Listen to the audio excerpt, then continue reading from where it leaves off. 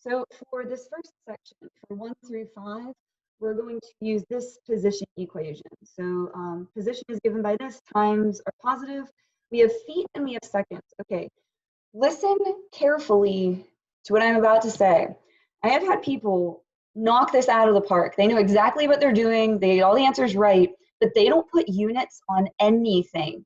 I'm gonna take off for every single problem that units aren't on. So please put units.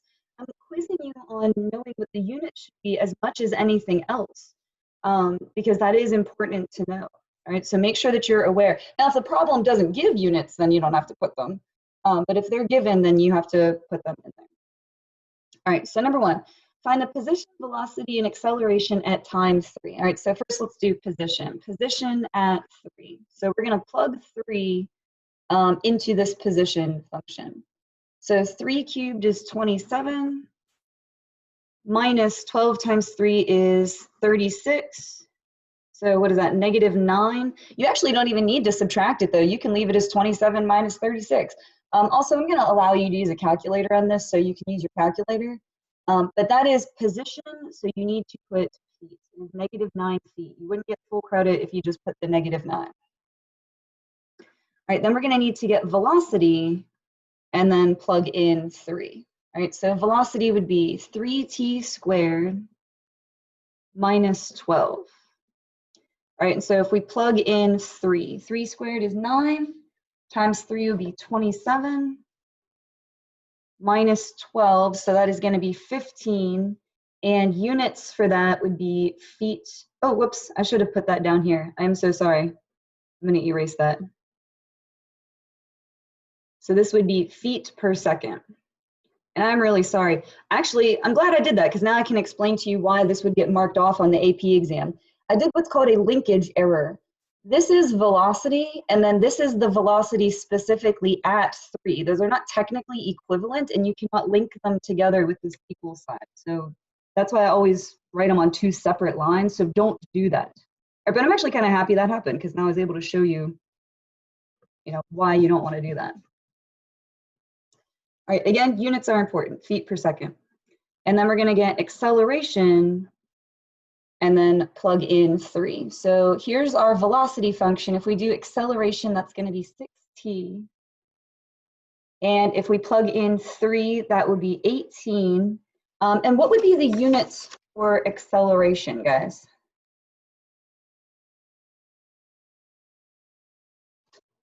Yeah, good. It's going to be feet per second, so feet per second squared. All right, cool. All right, number 2.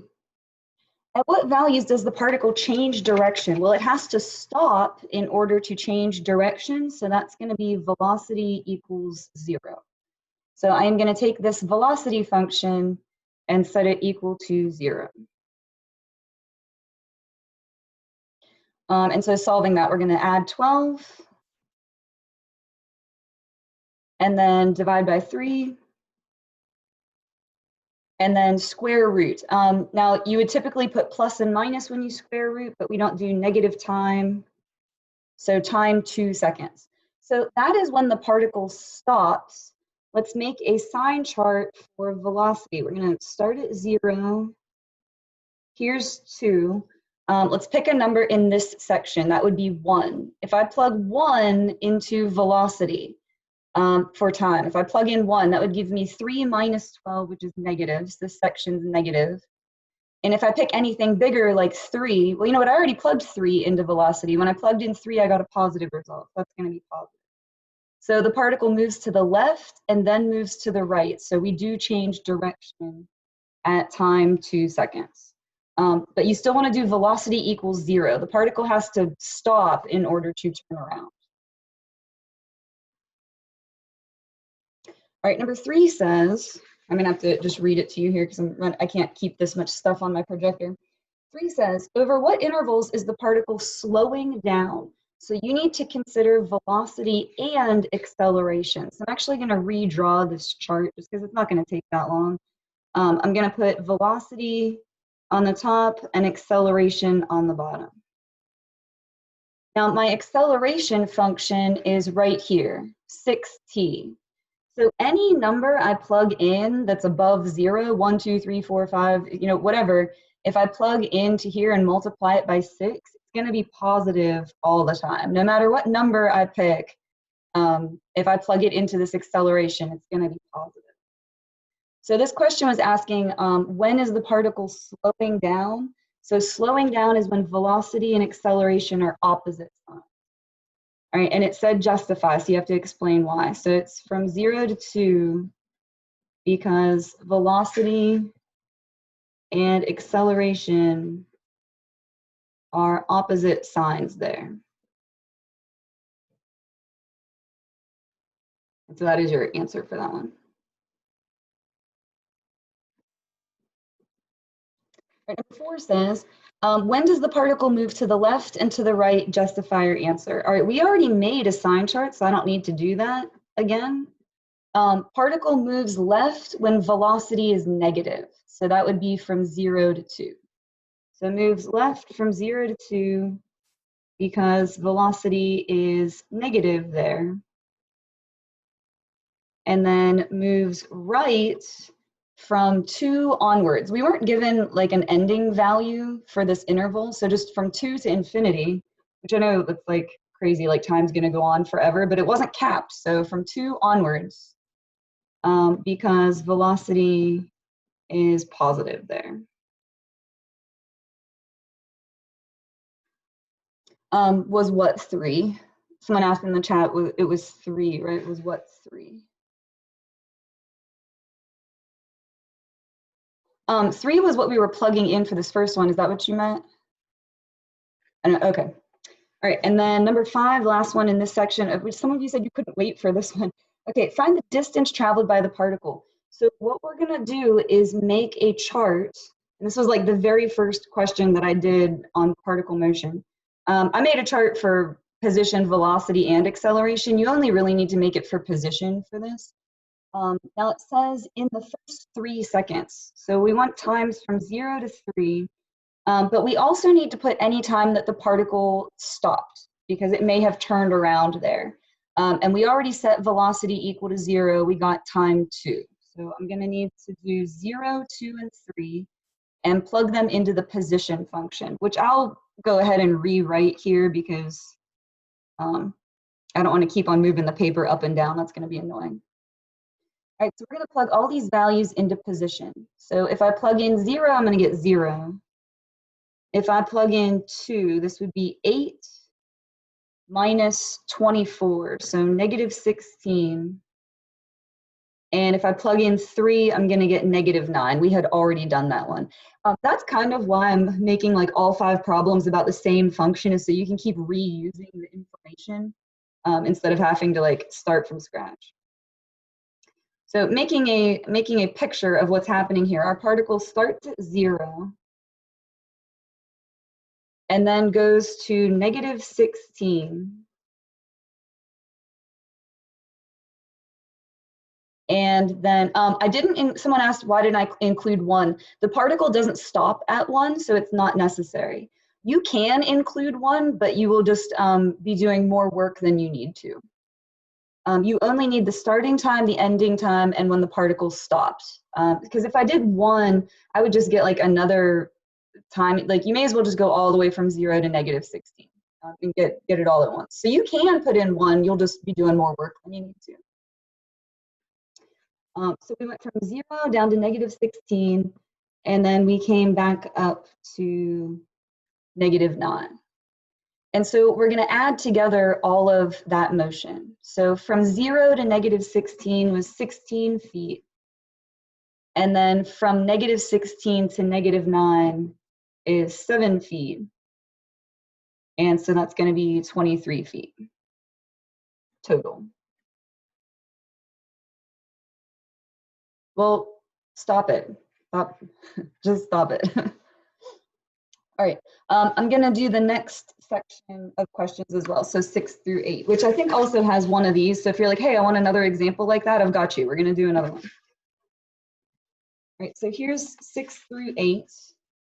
Particle is moving. This is the position function. Now this one was capped. It's 0 to 8 seconds. So this one doesn't go on and on and on to infinity.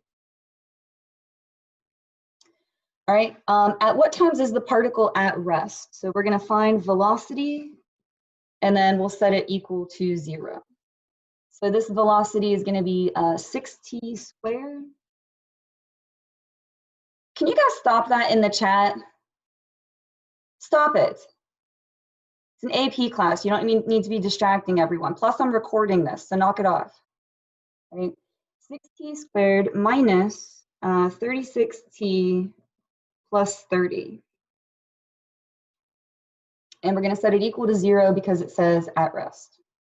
So I'm going to go through and divide everything by 6. That'll be t squared minus 6t plus 5. And that's going to factor t minus 1, t minus 5.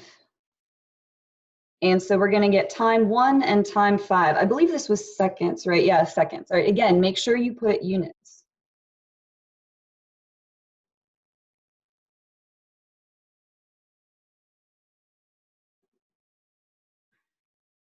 All right, number 7. What is the total distance the particle has traveled in those 8 seconds? Okay, so let's practice this again. We're going to make a chart for position, and it says in 8 seconds. So we're going to need 0 and 8. And then we're also going to need these times when the particle stopped, so 1 and 5. Now, again, if you want to include 2, 3, 4, 6, and 7, you can, but you're going to do like way more work than you need to. These are the only values you need: the starting, the ending, and then the 2 times when the particle stopped. And so we're going to plug those into position, which let me go ahead and just rewrite the equation here so that we have it. And I'm going to let you use your calculator here because I know this is a lot to have to plug in. All right, so if we plug in 0, that's going to give us 9. If we plug in 1, let me see, that's going to be 2 minus 18 plus 30 plus 9, so 23.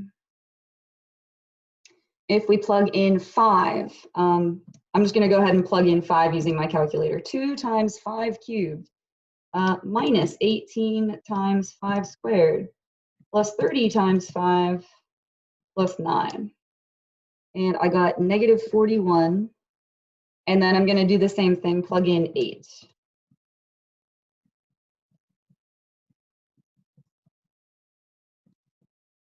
And I got 121.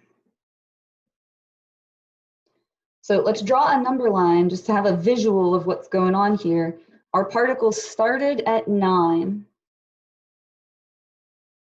And then it went to 23.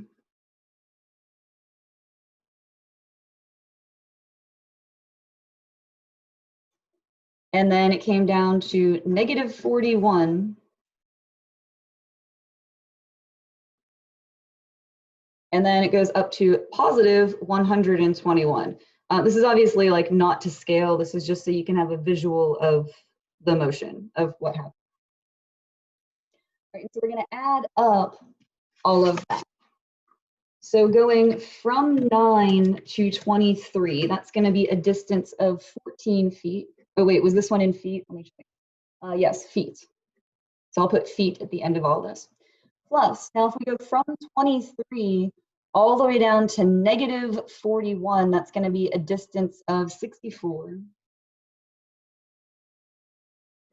And then we're going from negative 41 all the way up to 121. So that's going to be a distance of 162. And so I'm going to add all that together. And so the total is 240 feet.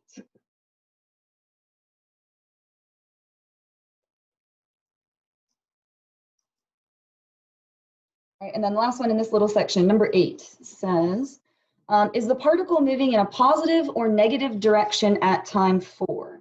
So what we're going to do is find the velocity at time 4. And if that is a positive result, then moving in a positive direction. And if it's a negative result, then moving in a negative direction. And actually, we don't even need to find what it is specifically. We just need to know whether it's positive or negative. So let's find v of 4. Here's our velocity. If we plug in 4, 4 minus 1 is positive. 4 minus 5 is negative. So positive times a negative would be negative. So v of 4 is negative. So the particle moves in a, or did it say to the left or right? No, it just said in a negative direction. Moves in a negative direction at time 4 seconds. So again, velocity tells you the direction. If velocity is positive, it's moving in the positive direction. Negative means it's moving in the negative direction. And no, you can't look at position for that. Oh, I see what you're saying. Like, look at this. I get what you're saying. So at time, yeah, that'd be tough though, because I don't have 4 on here. So in between 1 and 5, so we'd be moving from here to here. Okay, so you could get your answer moving in a negative direction, but you still have to say something about velocity being negative to get the justification point. So yeah, you could get the answer, but whichever way you slice it, you still have to mention velocity being negative for your explanation. Oh, but yeah, that is a really good point. And I'm a visual person, so I like being able to see that. So that is a good point. All right, on the back, so we're gonna do number 12. Actually, I can probably go ahead and just write on the, well, I don't wanna write on the paper. I'm gonna have to use this for my other classes. All right, so number 12. Position of a particle is given by this mess of a function. Interval is 0 to 2 pi. Find the initial position. All right, so that is the position at time 0. So we're just going to plug in 0. Yeah, the AP exams are scored the same. Someone just asked in the chat. The BC exam has different questions on it. Like there are some overlap, but the way that they score them, like it's the same people writing the test and scoring the test. So yeah, it's scored the same. All right, so if we plug in 0 for time, this first t is going to be 0, so it really doesn't even matter what the rest of this is. The whole thing is just going to go to 0. And this problem did not give units, so we don't need units there. All right, letter B, find the initial velocity. So we're going to get velocity, and then we're going to plug in 0. Now this is going to be a product rule. T is the first function, and sine of all this stuff is the second function. You can't have taken the BC exam last year because Calc BC comes after Calc AB. Like you would take Calc BC after this class. And then, oh, okay. So how are you know what, I can't do that. I'm recording this right now, so I don't have that conversation now, but can you stay at the end and let me talk to you about that? And then, yes, whoever said there was a chain rule, there is going to be a chain rule here too. All right, so I need to keep going, guys. We're not going to finish here. Product rule is the first functions, that's t, times derivative of the second. So derivative of sine is cosine. And so yes, there is a chain rule, but the derivative of t would just be 1, and then pi over 2 is a constant. So it would just be times 1, so I'm not going to bother writing that. So there was a chain rule, but it was just the 1. All right, plus the second function, and then times derivative of the first. Derivative of t would just be 1, so I'm not going to write that. You can write times 1 if you want. And then we're going to plug in 0. So if time is 0, this entire first thing is going to just be 0. Plus, and then if we put in 0 here, we're going to get sine of pi over 2. All right, so guys, on your unit circle, what is the coordinate for pi over 2? Where is pi over 2 going to be on this circle? Good, it would be at 0, 1, nice. And sine is the y value, so that's 1. So we get 0 plus 1, so 1. All right, C, find when the particle is at rest. That's going to be velocity equals 0, and we're going to need our calculator for this. So if you'd like to follow along with me, go ahead and grab your calculator. I'm going to go to y equals, and I'm going to put this velocity function into y equals. So that will be x cosine of x plus pi over 2. So that's that first part, plus sine of x plus pi over 2. Oops. So I typed the velocity function right here into y equals, and then my window is going to be 0 to 2 pi. So I'm going to go to window and make that 0 to 2 pi.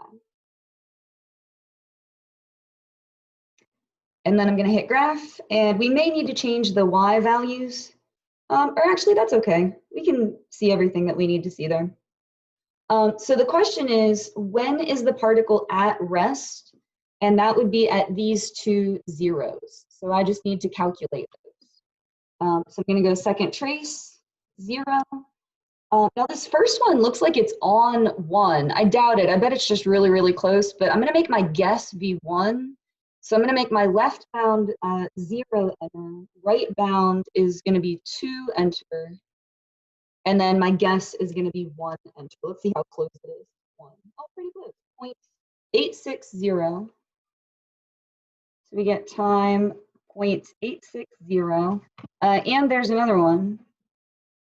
Time, let me calculate this one. Now that one looks like it's in between 3 and 4. So I'm going to do calculate 0, left bound 3, right bound 4, guess 3.5. That's actually pretty close to 3.5 as well. So 3.425.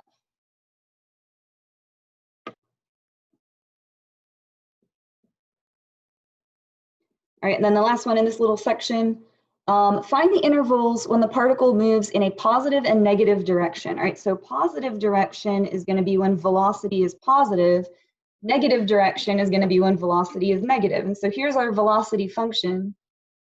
This is positive, meaning above sea level, from 0 until that 0.860. And then from that 3.4 whatever until 2 pi. 2 pi was the end of the interval. So positive velocity means above the x-axis. So that's from 0 until this guy. That was a really weird comma I did. Let me fix that. And then also from 3.425 until the end of the interval. So until 2 pi. And then this velocity is negative for the other times. So from there to there.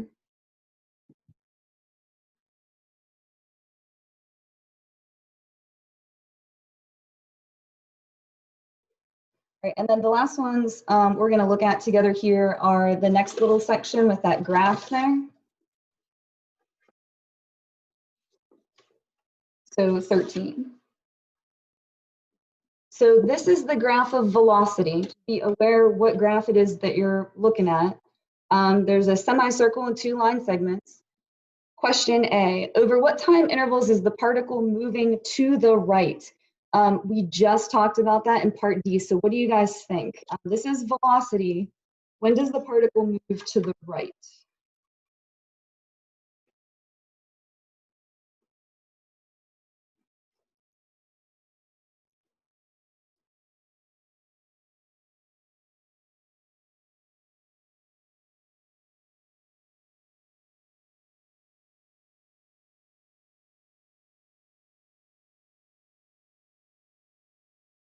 Good, when it's above the x-axis, perfect. All right, so that would be from 0 to 1, and then also from 8 to 10. And be careful, this one had was capped at 10, so so we can't say infinity, but like I get what you're saying, but just be careful, they did cap this one at 10, so 8 to 10. And it does say justify, so because velocity is positive there. And if you wrote because velocity is above the x-axis, I would take that too, but you have to mention velocity because that's the graph that we're looking for, or that we're looking at. This is the velocity graph. All right, and then B, over what time intervals is the speed decreasing? All right, remember, you have to look at velocity and acceleration. And so I make a sine chart. And again, some of you were talking about different ways you can look at this. That's totally fine, but you still need to be able to justify your answer. No matter which way you cut it, you have to be able to write out a justification. So I like doing the sine chart. It helps keep me organized. So I'm going to need 1 on here. I'm going to need 3 I'm going to need 5. I'm going to run out of room here. I'm going to need 7. And I'm going to need 8. All right, so we are looking at velocity. So velocity is positive when this is above the x-axis and negative when it's below. So velocity is positive from 0 to 1, and then negative all the way until 8, and then positive again from 8 to 10. And now when we do acceleration, that is the derivative or the slope of velocity. So now we're looking at increasing and decreasing. So this graph is decreasing velocity. Acceleration is negative from 0 until 3. And then positive from 3 to 5. And then negative from 5 to 7. And then positive from 7 to 10. And so this said speed decreasing, that would be where velocity and acceleration are opposite signs. So it'd be here, here, there's a lot of them, and here. So 0 to 1, 3 to 5, and 7 to 8, because velocity and acceleration are opposite signs there. And again, if you looked at this graph a different way, that's totally fine, but this still has to be a part of your justification. They won't give you credit on the AP exam unless you mention velocity and acceleration are opposite signs. So no matter how you think about it, you're still gonna have to write that in your explanation.